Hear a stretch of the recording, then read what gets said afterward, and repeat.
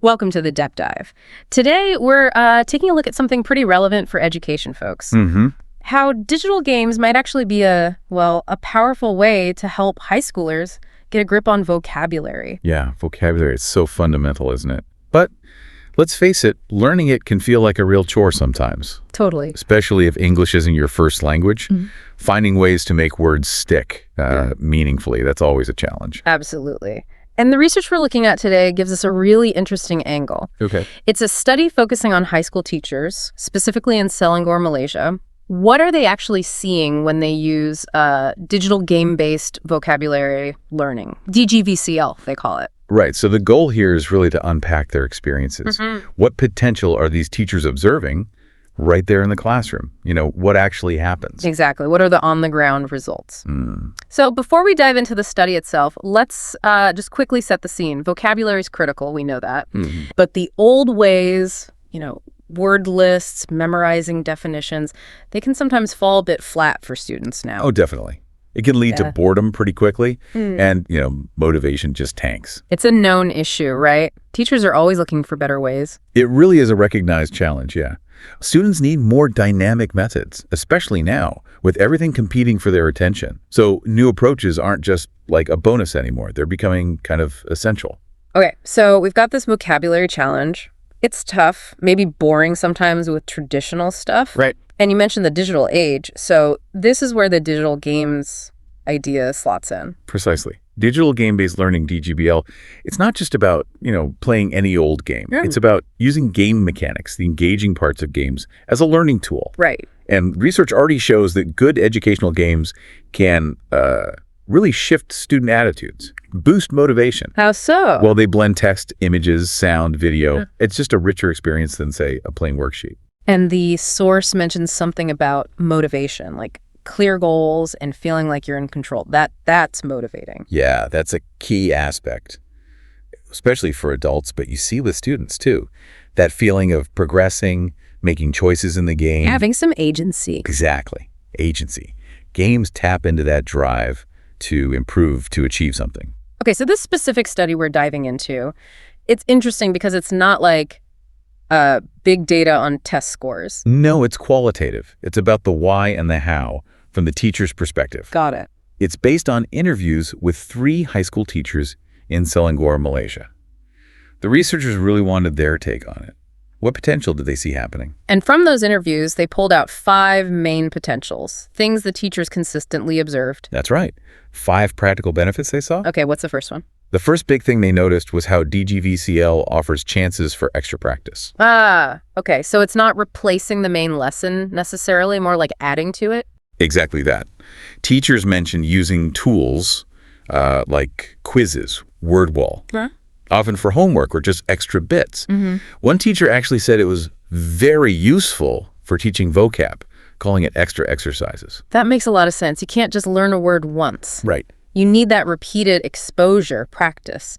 And games sound like a more dynamic way to get that practice in. Definitely. It keeps them interacting with the words beyond just the initial introduction. Okay, so extra practice. What's next? The second one, maybe less surprising, but still really strong from the teachers, was motivation. Right, the engagement factor. Well, motivation specifically first. It came through super clearly.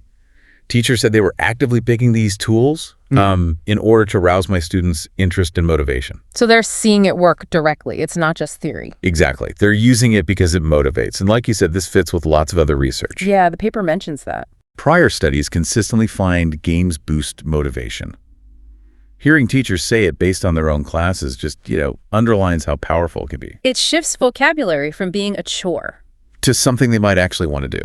Imagine that. Which leads nicely into the third potential, I guess. Engagement.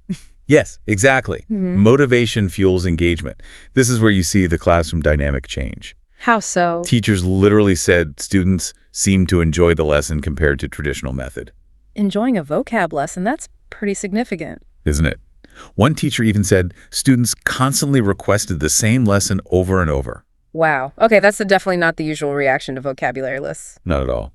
Another mentioned the lesson being engaging. Students attempted to try to answer. It's that active participation. So the gamification element really pulls them in. Yeah, the element of gamification. makes students more interested and motivated to engage. It makes learning interactive. Okay, now the fourth one is really interesting to me. Maybe less obvious, less stressful. Yes, this really jumped out from what the teachers said. One called DGVCL, a great tool to gamify learning, as to make acquiring English vocabulary less stressful and conducive for students. Less stressful. That feels huge for learning anything, right? Absolutely. If you lower the stress, lower the fear of getting it wrong in front of everyone. Students are probably more willing to take a chance, try out a new word. Precisely. It fosters a safer, maybe more relaxed space to grapple with new language. That emphasis on stress reduction, from the teacher's view, feels like a really valuable takeaway here. Okay, and the fifth potential. Number 5 is self-learning. Because of the tech. Exactly. It's kind of a natural fit with digital tools. The teachers pointed out that these apps or online worksheets, they render immediate feedback for students to improve independently. Immediate feedback. That's massive for learning on your own, isn't it? Game changer. You don't have to wait for the teacher. You know right then if you're on track. Right. You learn from mistakes instantly, fix things up, solidify it right there. All on your own time, too. It gives them more control over their own learning path. Empowers them, yeah. Yeah. They can see where they need more work and get that instant clarity. So, okay, let's recap the 5. Extra practice, motivation, engagement, less stress, and self-learning. How does this teacher feedback, mesh with the wider research picture? Well, the motivation and engagement findings, they definitely line up with lots of other studies on educational games. It confirms those benefits pretty strongly. Okay. But what feels maybe more emphasized here, coming directly from these teachers, is the usefulness for extra practice, specifically. Right, the practical application. And that noticeable effect on making the whole learning environment less stressful. That felt like a strong point they were making. The source also mentions, sort of in passing, other benefits seen in the literature, like helping with grammar, too, not just words. Yeah, improved grammatical competence, more interactivity in general, better acquisition overall, and even boosting students' self-confidence. So it can have wider positive effects. It seems so. It suggests DGVCL isn't just a one-trick pony. It can ripple out positively. Now, the paper is fair. It does mention it's not always simple. The literature review part brought up some challenges, right? It did. Things like teachers maybe not having enough time to find or learn the tools. Tech issues too, maybe? Yeah, technology access or just comfort level with it. And also the risk that if the game isn't well designed or integrated. The vocabulary learning could be a bit random, unorganized. Kind of, yeah. So while these teachers focused on the positives they saw, it's good to remember implementation can have its hurdles. But looking forward, the teachers interviewed here seemed pretty optimistic about DGVCL's future. They really did. They saw digital tools, AI, games becoming more common in classrooms as just a positive thing. They felt future teachers would definitely use DGVCL effectively. One even felt it's still, developing. Yeah, in a developing stage, which to that teacher meant more rooms of opportunity to be exploited, like there's more potential still to unlock. Interesting. Maybe better tools, better ways to use them. Could be. And another teacher just saw it as inevitable, part of 21st century learning, something teachers are just expected to use now.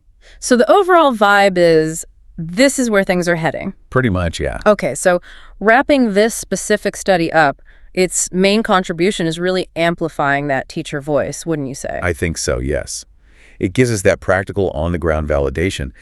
These high school English teachers are seeing real value in DGVCL for boosting motivation, engagement. Giving that extra practice, lowering stress. And helping students learn independently. They see it as a really valuable supplementary tool. Yeah. Not necessarily a replacement for everything, but a powerful addition. And based on that, the study suggests some next steps. Right. Things like integrating DGVCL more widely, but as a supplement, making sure teachers get the right training and support. Makes sense. Also, evaluating its impact regularly and encouraging teachers to collaborate, maybe even working with, the Ministry of Education to refine things. All aimed at making language learning better. More engaging, more meaningful, and hopefully, just more effective. So, thinking about all this, how DGVCL can make learning less stressful, more engaging, especially through that self-learning aspect. It really makes you think, doesn't it?